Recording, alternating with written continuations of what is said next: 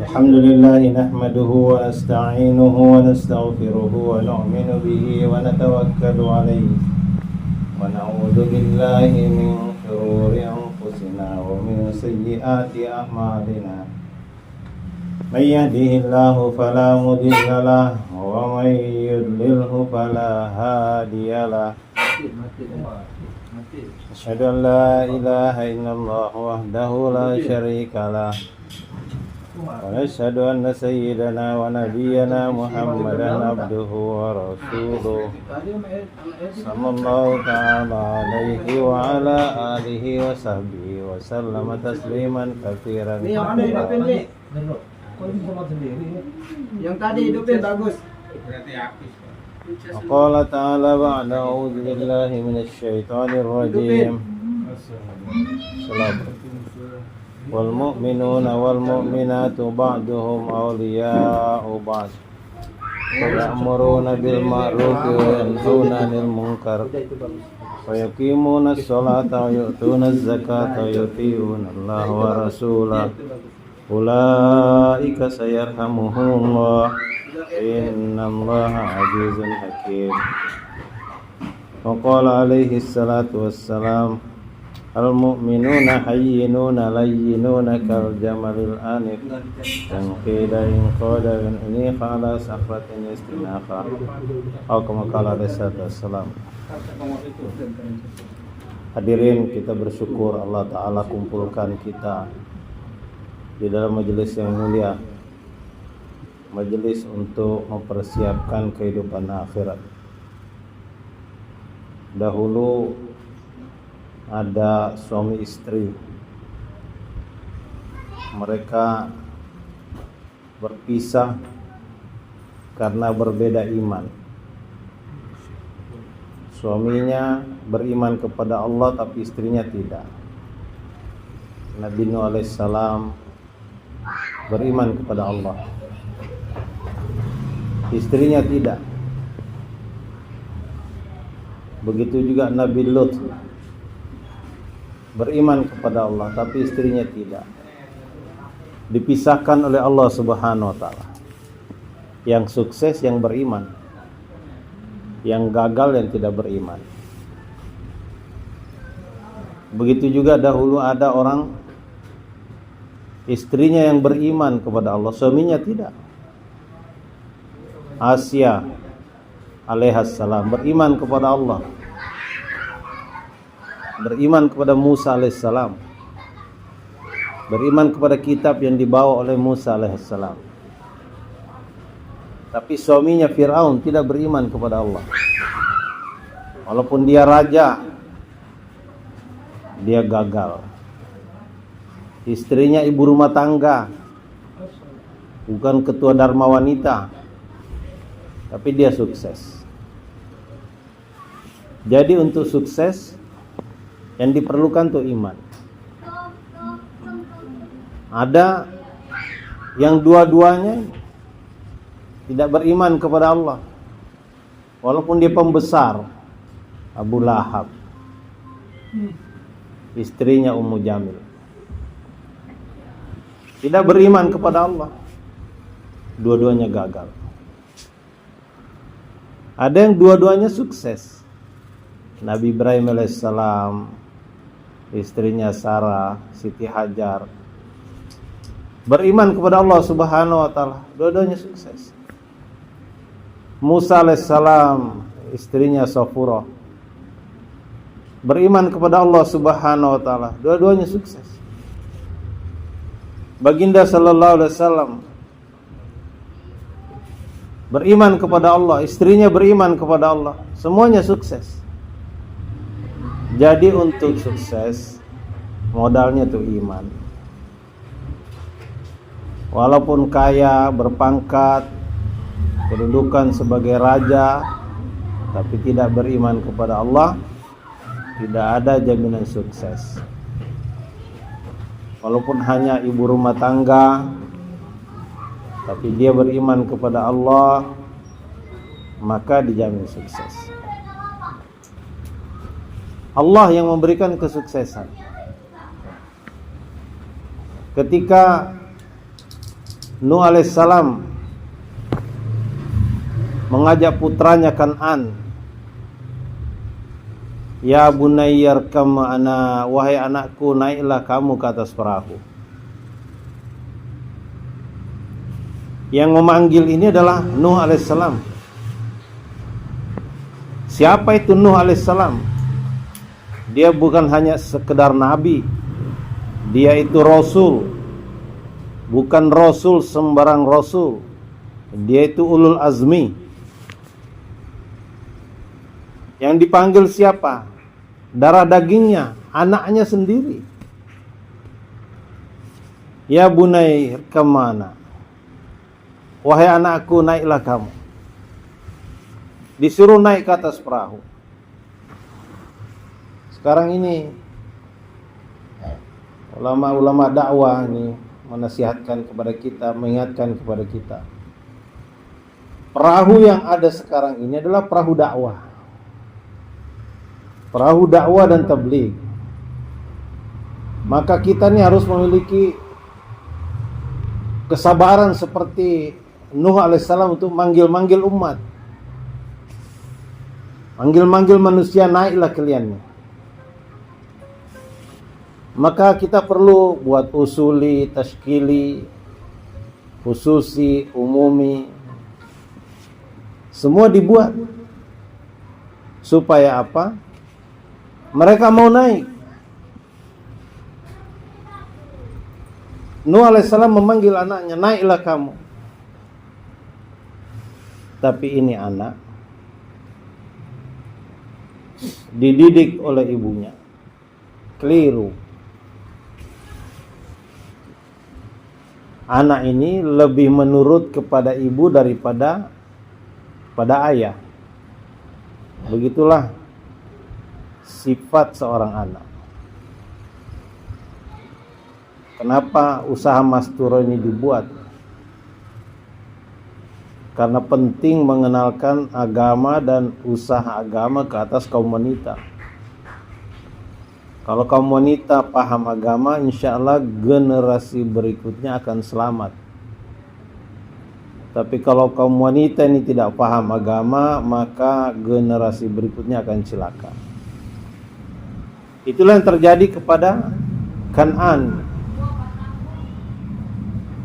Yang memanggil dia adalah ayahnya. Ayahnya ini orang hebat. Hari-hari ditemenin oleh Jibril alaihissalam, menerima wahyu.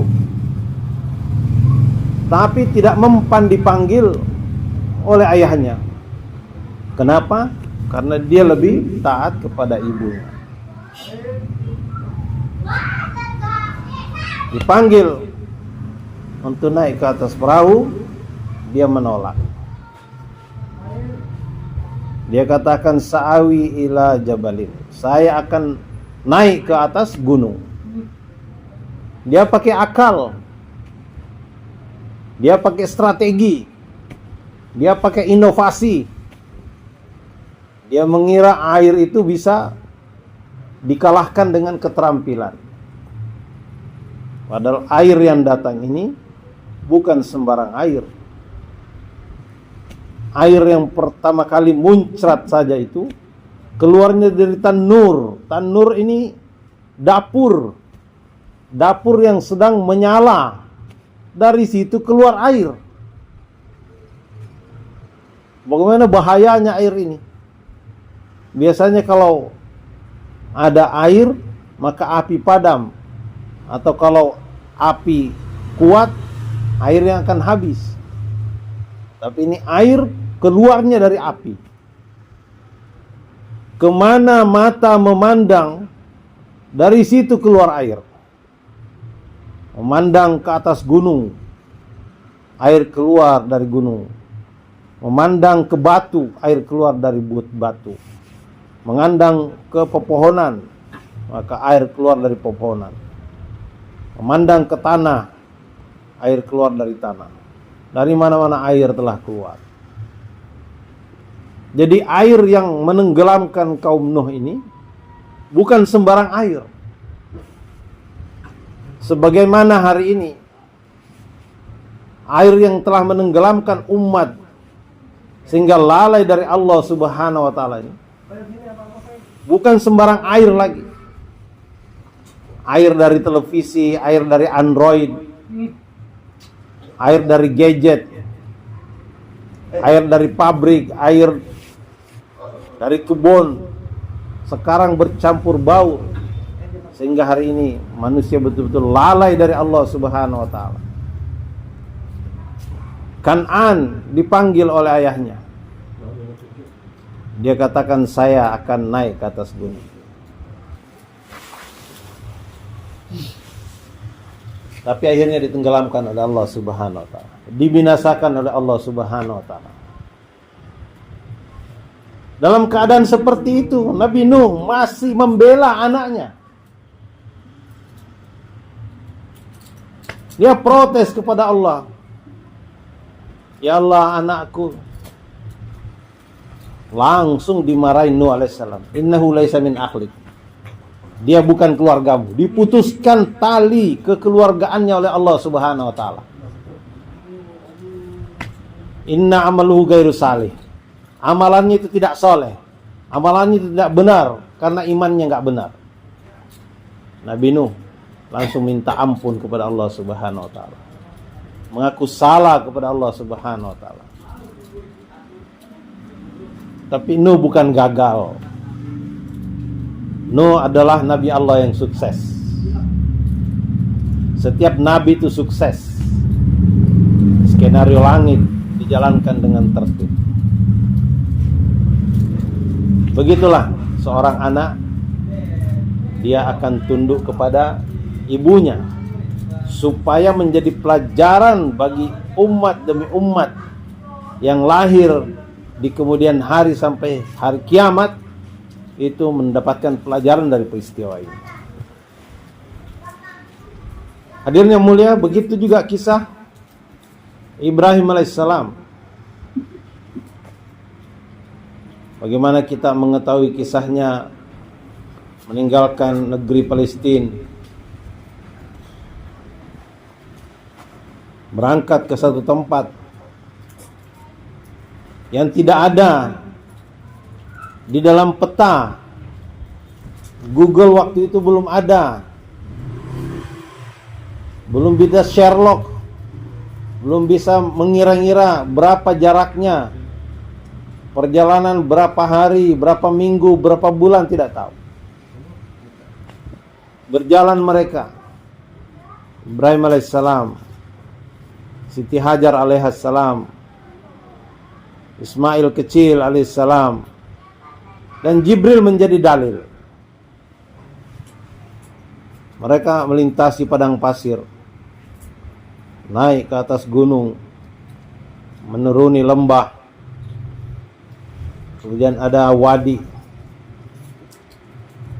ada air berada di sana, subur tanahnya, hijau pepohonannya. Berhentilah Jibril alaihissalam sebentar. Ibrahim bertanya, wahai Jibril, apakah kami diperintahkan untuk tinggal di sini? Kata Jibril, tidak. Ambillah sekedar keperluanmu dan kita akan melanjutkan perjalanan.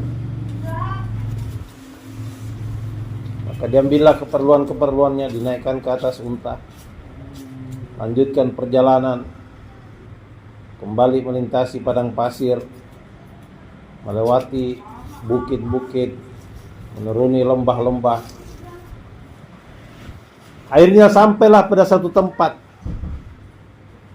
di mana tidak ada tanda-tanda kehidupan. Tidak ada supermarket, tidak ada pasar, apalagi mall. Jangankan buah-buahan, pohon-pohon aja tidak ada. Jangankan makanan, air saja tidak ada. Tiba-tiba Jibril alaihissalam, wahai Ibrahim, kamu diperintahkan untuk meletakkan istrimu di sini. Maka turunlah istrinya bersama anaknya. Ketika Ibrahim alaihissalam mau turun, kata Jibril alaihissalam, kamu jangan turun.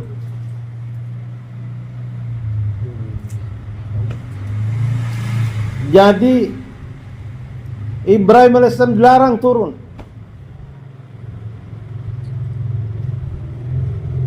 Tidak ada kata-kata yang bisa dia ucapkan. Dia letakkan istrinya di situ bersama bayinya yang kecil. Siti Hajar memandang suaminya, kenapa tidak turun? Saya diturunkan, anak saya diturunkan. Kenapa dia tidak turun? Tapi Siti Hajar alaihissalam ini taklim rumahnya hidup. Hari-hari dia taklim bersama suaminya. Sehingga dia faham bahwa semua perilaku suaminya itu bukan datang dari keinginan suaminya sendiri. Maka dia diam saja. Dia letakkan bayinya. Dan tiba-tiba untanya balik badan. Kaget Siti Hajar. Itu tanda-tanda suaminya akan pergi. Maka segera dia berlari ke arah depan. Dia pegang tali unta suaminya. Kemudian dengan tergagap dia bertanya, wahai Ibrahim, kenapa engkau akan tinggalkan kami di sini? Ibrahim alaihissalam mau menjawab, tapi dilarang. Lidahnya keluh, suaranya tidak bisa keluar. Maka dia diam saja. Bertanya lagi Siti Hajar, wahai suamiku, apa salah kami? Kenapa engkau meninggalkan kami di lembah seperti ini? Ibrahim alaihissalam tidak dapat menjawab. Siti Hajar ini wanita cerdas. Dia faham bahwa setiap peristiwa itu terjadi karena ada petunjuk dari Allah. Tapi ia ingin memastikan. Maka dia bertanya juga, Allah amaraka bihaza, apakah Allah perintahkan kamu seperti ini wahai Ibrahim untuk meninggalkan kami di sini? Maka Ibrahim alaihissalam mengangguk. Maka fahamlah sekarang Siti Hajar. Sempurna keyakinannya bahwa ini adalah perintah Allah Subhanahu wa taala.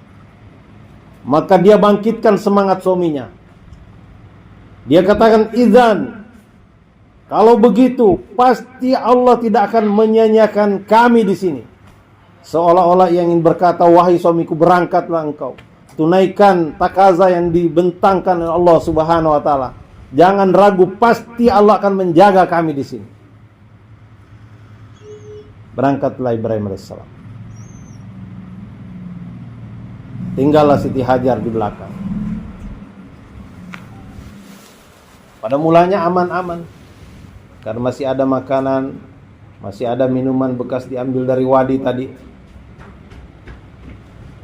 Tapi beberapa saat kemudian habislah makanan, habislah minuman. Air susu mulai kering. Ismail mulai menangis. Maka Siti Hajar mulai kebingungan. Tidak ada rumah, tidak ada hotel, tidak ada tempat kos, bahkan pohon untuk berteduh saja tidak ada. Dia mencoba untuk membentangkan kain sekedar berteduh. Ismail mulai menangis. Maka yang dia pikirkan adalah bagaimana mendapatkan air. Mungkin kalau ada kafilah yang lewat, mungkin dapat meminta seteguk air atau mungkin sekerat makanan. Dia memandang ke atas Bukit Safa. Maka dia lari naik ke atas sana, menengok ke kanan dan ke kiri. Hampa, tidak ada apa-apa. Dia mendengar tangisan anaknya di bawah. Maka segera dia lagi berlari ke arah Marwah, naik ke Bukit Marwah, memandang ke sana kemari. Jaraknya bukan dekat, lebih kurang 400 meter, hampir setengah kilo. Tidak ada siapa-siapa. Tangisan bayi mulai semakin keras. Dia lari lagi ke Bukit Safa, juga tidak ada apa-apa. Balik lagi ke Marwah, bolak-balik sampai akhirnya jatuh, terkapar, tidak berdaya. Habis harapan kepada makhluk. Hadirin yang mulia, ketika harapan kepada makhluk telah habis, maka pada saat itulah pertolongan Allah datang. Dalam keadaan pingsan, kemudian pelan-pelan siuman, dia mendengar bayi Ismail sepertinya tertawa, dan sepertinya ada air memercik, disepak-sepak, ditendang-tendang oleh bayi Ismail. Maka dia bangun. Segera dia bangun, segera dia berdiri, segera dia menengok ke bawah, segera dia lari ke bawah. Kemudian dia melihat benar air telah memancar dari kaki Ismail alaihissalam. Maka segera dia buat bendungan pasir. Kemudian dia berteriak, "Zam, zam, zam, zam, berkumpullah, berkumpullah, berkumpullah." Maka air pun terbendung di situ. Keperluan untuk minum, keperluan untuk membersihkan badan selesai dengan adanya air. Begitu juga mukjizat daripada air Zam-Zam ini. Seperti Nabi SAW katakan, 5 syuribalah, tergantung apa yang diniatkan ketika diminum. Kalau diniatkan untuk menjadi obat, maka dia menjadi obat. Ketika diniatkan untuk menjadi makanan, maka dia menjadi makanan, mengenyangkan. Itulah yang terjadi. Zam-Zam telah mengalir, telah berkumpul di situ. Dan ada sejenis burung di padang pasir. Kalau dia melihat ada air, maka burung itu akan berputar-putar di situ. Sesekali dia akan turun untuk mengambil, dan naik lagi dan terbang berputar-putar di sekitar itu, memanggil kawan-kawannya. Para kafilah yang berlalu di padang pasir itu paham apabila ada sejenis burung itu, maka pasti di situ ada air. Maka ketika ada kafilah melihat burung itu, mereka saling memanggil satu sama lain, "Oi, ada air di situ, ada air di situ, ada burung itu." Maka mereka pun pelan-pelan mendekat. Mereka mengintai dari jauh. Dia melihat ada seorang perempuan dan anak kecil. Menengok ke kanan kiri apakah ada suaminya perempuan ini. Ternyata ditunggu sekian lama tidak ada laki-laki yang muncul. Maka dia mencoba mendekat, mengucap salam. Dijawab salamnya. Kemudian minta izin untuk mengambil air. Siti Hajar mempersilahkan dengan catatan dia mau menukar makanannya dengan air.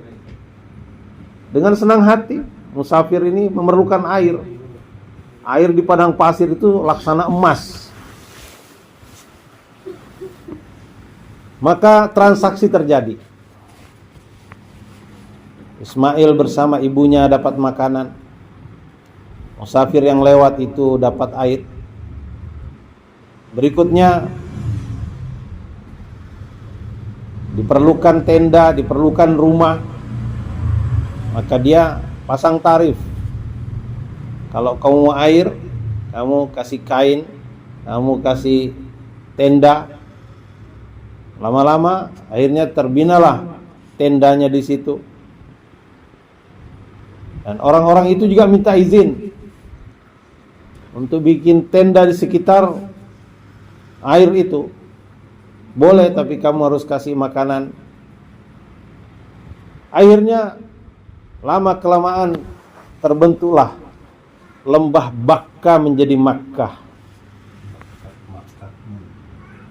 Lembah tangisan Ismail alaihissalam menjadi kota suci Makkah.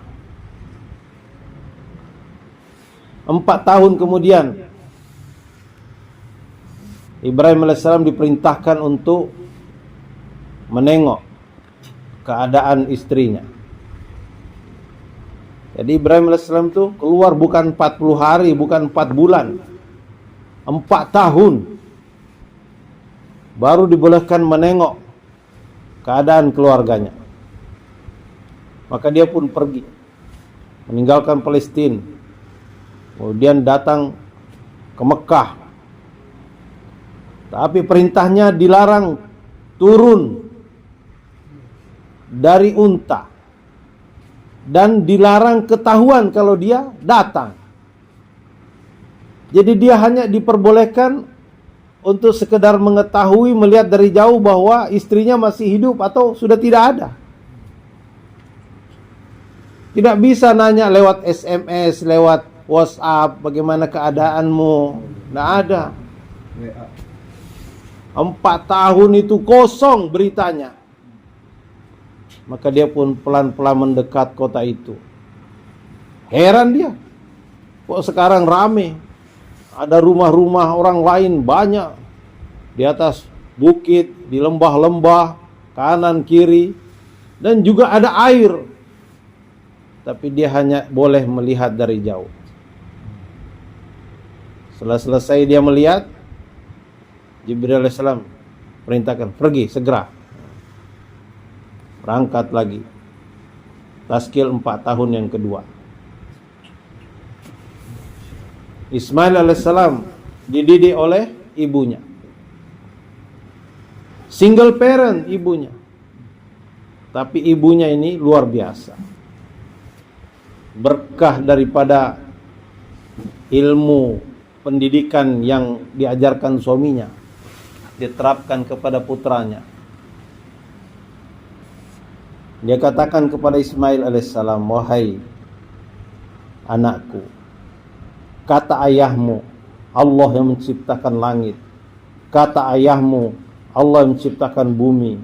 Kata ayahmu, Allah yang menciptakan gunung. Kata ayahmu, Allah yang menciptakan lautan. Kata ayahmu, kata ayahmu, kata ayahmu. Ayah anak ini tidak ada. Ayah anak ini dia tidak kenal. Kadang-kadang dia merasa mungkin iri melihat teman-teman sebayanya memiliki ayah, bisa diajak naik kuda, bisa diajak naik unta, tapi dia tidak. Ismail alaihissalam tidak punya ayah yang bisa mengajak dia naik kuda, mengajak dia naik unta, sementara teman-temannya selalu diajak ayahnya berburu. Tapi ibunya cerdas untuk mendekatkan anak kepada ayahnya. Walaupun ayahnya tidak pernah video call, dia tidak tahu wajah ayahnya, tapi anak ini terasa dekat dengan ayahnya. Karena apa? Ibunya mengatakan, kata ayahmu, kata ayahmu, kata ayahmu. Ini rahasia pendidikan yang hari ini banyak orang tidak tahu. Kenapa anak-anak pondok pesantren itu lebih soleh, lebih rajin ibadah? Karena kepada anak pondok itu selalu dikatakan kepada mereka, qala Allah, qala Rasulullah. Sehingga anak-anak pondok itu rasa dekat dengan Allah, dekat dengan Rasulullah. Anak-anak di sekolah umum dikatakan kepada mereka, kata Isaac Newton, kata Thomas Alva Edison, kata Bill Gates. Tidak ada kesolehan yang akan datang kepada anak di mana dikatakan kepada mereka seperti itu.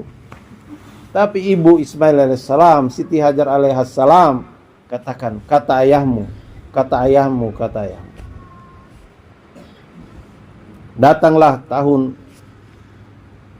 ke-8, 4 tahun kemudian, Ibrahim alaihissalam diperintahkan untuk menengok kembali. Kali ini boleh bertemu istrinya, tapi dilarang bertemu anaknya. Bagaimana tuh perasaan seorang ayah yang tadinya mandul, merindukan anak.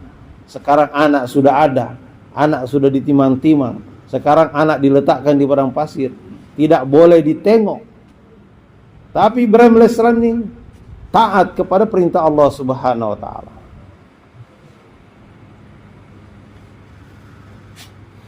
Dia datang. Dia mencoba mencari waktu di mana anaknya pergi agak jauh. Ismail ini umurnya mungkin sudah lebih kurang 9 tahun atau 10 tahun. Sudah berani main sendiri jauh-jauh. Ketika sudah kosong, maka Ibrahim alaihissalam mendekat. Siti Hajar heran kok ada unta yang berdiri di dekat dia. Ketika dia menengok ke atas, ternyata suaminya. Wahai Ibrahim, Masya Allah, betapa gembiranya, betapa sukacitanya suaminya berada di sampingnya setelah 8 tahun berpisah. Maka dia pun minta suaminya untuk segera turun dari unta. Tetapi hadirnya mulia Nabi Ibrahim alaihissalam dilarang turun dari unta. Kalau Ibrahim dilarang turun dari unta, apakah boleh saya naik ke atas unta? Tidak boleh juga.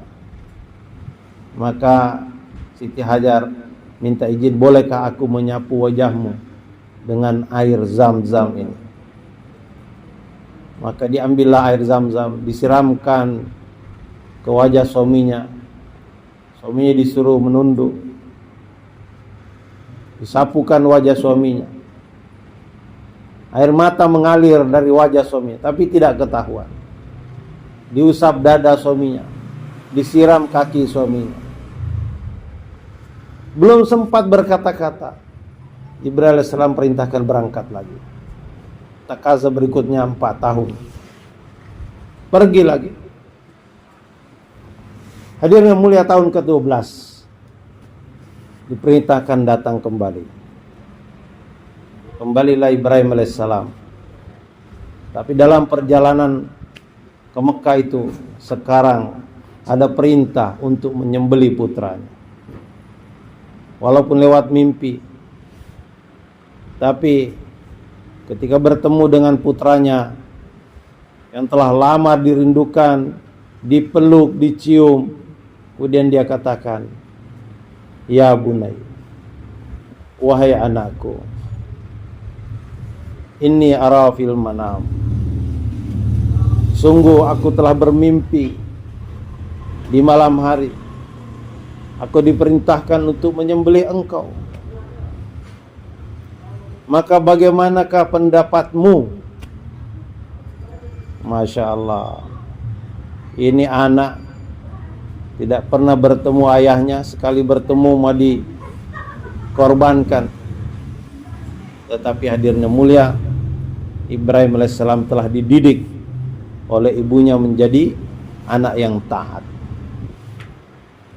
Berbeda dengan Kan'an, dididik untuk menjadi anak yang bandel. Ini Ismail dididik untuk menjadi anak yang taat. Maka apa kata Ismail alaihissalam? Ya Allah, ya ayah, wahai ayah, lakukan apa yang diperintahkan Allah Subhanahu wa taala. Satajiduni insyaallah minas sabirin. Engkau akan menemui aku insyaallah sebagai orang yang sabar.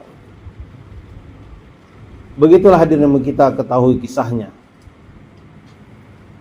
Sehingga peristiwa ini diperingati setiap tahun dalam peristiwa haji, dalam peristiwa Idul Kurban, dalam peristiwa Idul Adha, untuk mengenang pengorbanan keluarga Ibrahim alaihissalam, seorang suami yang taat, seorang istri yang taat, seorang anak yang taat. Inilah keluarga surga dunia.